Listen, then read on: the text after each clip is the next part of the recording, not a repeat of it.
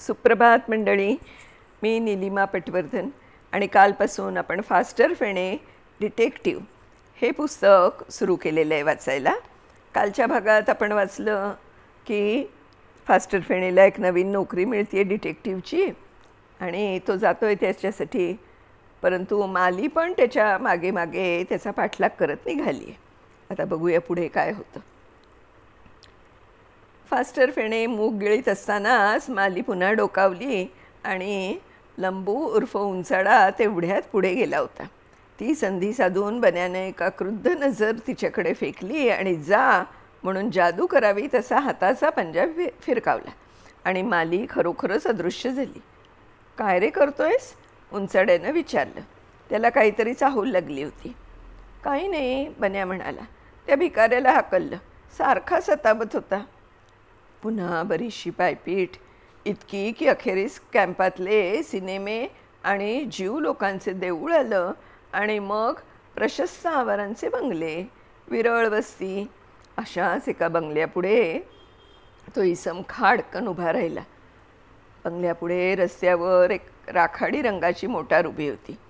कोणी आपल्याला पाहत नाही अशी खात्री करून घेऊन त्यानं फाटक उघडीत म्हटलं, चला. बन्यानं बंगल्यावरची प्रचंड पाटी वाचली बरं. Delight tempo constructive company. तो म्हणाला, हे तर मोटार किंवा टेम्पो पार्ट्सच्या कारखान्याचं ऑफिस दिसतंय. उंचाडा गालातल्या गालात हसला. तुला एव्हाना लक्षात यायला हवं की कोणताही डिटेक्टिव्ह आपल्या जागेची उघड जाहिरात करीत नाही, कारण त्याला नेहमी जीव मुठीत धरून वागावं लागतं. आमचे साहेब स्वतःचं ऑफिस दर 2 महिन्यांनी बदलतात आणि पत्ता गुप्त ठेवतात, कारण त्यांच्या जीवावर केव्हा घाला पडेल याचा नेम नसतो. आणि तरी उंचाड्याच्या उदास चेहऱ्यावर पाहिल्यानेच प्रथमच अगदी खरं स्मित झळकलं. आमच्या साहेबांची विनोदबुद्धी स्वस्थ बसलेली नाही. ती पाठीतून नीट वाच. डिटेक्टिव्ह ही 4 अक्षरं त्या नावात गुंफलेली तुला दिसतील. Delight tempo constructive company. खरंच की? बन्यानं डोळे वटारले. टॉक. त्याच्या वटारल्या डोळ्यांनी कुंपणापार पाहिलं नाही एवढं बरं झालं. मेहंदीवर उगवलेले झिपरे डोके त्याच वेळी खाली झाले होते. माली नुकतीच तिथे येऊन पोचली होती. या नसत्या तंगडतोडीने तिला दम लागला होता. तिनं धापा टाकीत चक्क रस्त्यावर बैठक मारली, त्या राखाडी रंगाच्या मोटारीला टेकून. तिकडे बन्याचा हात धरून उंचाडा बंगल्याच्या जिना चढता होता. तुला आमच्या ऑफिस बॉयच्या स्वाधीन करतो आणि मी सरळ तुझी वर्दी द्यायला साहेबांच्या केबिनमध्ये जातो, असं म्हणत त्यानं दरवाजावर टकटक केलं. दरवाजा एका मुलानं उघडला तेव्हा फास्टर फेणेनं टॉक केलं. त्याला सरळ मुलाच्या अंगावर ढकलून लंबूने दुसरीकडे धाव मारली. खोलीच्या कडेला एक फाटकदार होते, ते लोटून तो आत शिरला. इकडे फास्टर फेणे त्या ऑफिस बॉयकडे पाहतच राहिला, कारण तो होता त्याचा जानी दोस्त सुभाष देसाई. उंचाड्याला वाटलं असणार की ऑफिसची अंतर्गत सजावट पाहून बन्या चकित झाला असावा आणि म्हणून त्याने टॉक केलं. सुभाष त्याच्या ओळखीचा असेल अशी कल्पना त्याला मुळीच झाली नाही. हे ऑफिस म्हणजे अक्षरशः टेम्पोचं दुरुस्ती दुकान वाटत होतं. छोट्या टायरी काय, रबराचे स्टेनलेस स्टीलचे स्पेअर पार्ट्स काय. काही सेकंद तशीच निघून गेली आणि मग दोघांनाही एकदमच वाचा फुटली. सुभ्या तू? बन्या तू? मी पण अर्ज केला होता इथल्या नोकरीसाठी. पण तू? मी पण केला होता. सकाळमध्ये जाहिरात वाचली आणि ठोकला अर्ज. डिटेक्टिव्ह व्हायला मला टेरिबल आवडेल. मला हॉरिबल. इथे आल्यावर एवढं कळलं की दोघाच मुलांना मुलाखतीला बोलावले. आता आणखी कळलं की दुसरा मुलगा म्हणजे तू. डॅम लकी होता पण नाही करे बन्या? ते पाहू मग. बन्या उगाचच लांब तोंड करून म्हणाला. तुला उत्तर कसं आलं? सुभाष. पोस्टाने? छे रे, एक लठ्ठ बुवा बोलवायला आला. एक भुवई वर चढलेली, दुसरीकडे कपाळावर रुपया एवढा लाल डाग, स्वतः काळा ठुस, क्लीन कट सफाचट अशी देखणी मूर्ती होती. भल्या पहाटे सायकलवर बसून आला. लठ्ठ माझा किडकिड्या होता. तो आत्ताचा उंच लंबू रे, नखांना मेहंदी लावणारा बायल्या. तुझा तरी सायकलवरून आला, माझा पायीच आला आणि मला खूप तंगडवत तिथे आणलंय. बैल. झाड्या रड्यांची जोडी दिसतेय या डिटेक्टिव्ह बुवांच्या खिल्लारात. मलाही जाम घुमवलं या जाड्याने. आल्याबरोबरनं विचारलं, सायकलिंग येतं? म्हटलं येतं. आणि काढली सायकल बाहेर. आमचा बंगला सासवड रोडवर. तिथून इथे सरळ येता आलं असतं, पण यानं गाठला नवा पूल. आणि मग बेलबाग तुळशीबाग करीत पानवडीकडे नेलं. तिथून मेन रोडला वळून आम्ही इकडे आलो. एवढा वळसा का? तर म्हणे माहीत आहे, फास्टर फेणेनी मान डोळावली. पब्लिकला कळू नये म्हणून. काही क्षण तो गप्प होता. मग एकदम हलक्या आवाजात म्हणाला, आमची माली माहीत आहे ना तुला? तिचं काय? ती आमचा पाठलाग करीत आली आहे. फूल. त्याने पाहिलं असतं तर मीच त्याची फिरकी घेतली म्हणून बरं झालं. गणेशपेठेपर्यंत होती आमच्या मागे. तो पुढे म्हणाला, पण सुभाष, कोण आहेत रे हे डिटेक्टिव्ह साहेब? फेमस आहेत, पठ्ठे पिंजारी. सुभाषने हलक्या आवाजात माहिती दिली. पिंजारी आडनाव. त्या जाड्यानेच सांगितलं. गुन्हेगार वर्ग त्यांना टरकून असतो म्हणे. त्यांनीच त्यांना पठ्ठे पदवी दिली. पण हे स्वतः भलते नम्र आहेत. बघ ना, त्यांच्या केबिनवर सुद्धा नावाचा बोर्ड नाही. गुप्त पोलीस म्हणूनही असेल कदाचित. म्हणजे नसेल. फास्टर फेणी म्हणाला, त्यांचं सगळंच गुपचूप चालतं. पण त्याच्या कपाळावर आठ्या जमत होत्या. त्याला ही गुपचुपी अंमळ जादाच वाटत होती. तुला प्रश्न तरी काय विचारले रे त्यांनी? बरेच विचारले, खोदून खोदून. तुझ्या वडिलांचा काय व्यवसाय आहे, कारखान्यात काय काय काम होतं, गोडाऊन कुठं आहे, त्याला किती दारं आहेत. त्याच्याशी काय करायचं आहे यांना? तुझी लायकी बघायची की तुझ्या वडिलांची? आणि गोडाऊन बिडाऊन?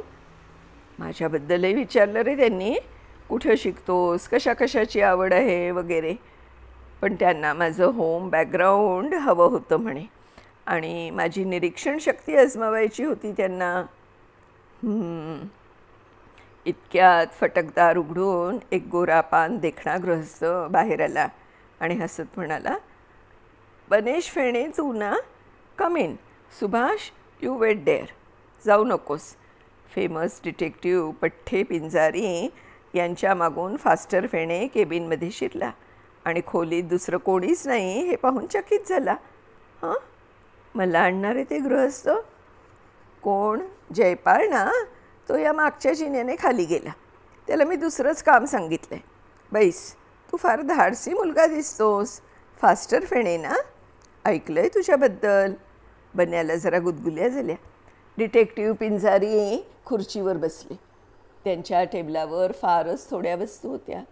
2-3 पेन्सिली, पेनं, भले मोठे पॅड, एक डायरी, पेपरवेट आणि 2 प्लॅस्टिकच्या छोट्या पण गले लठ्ठ बॅगा किंवा पाकिटं.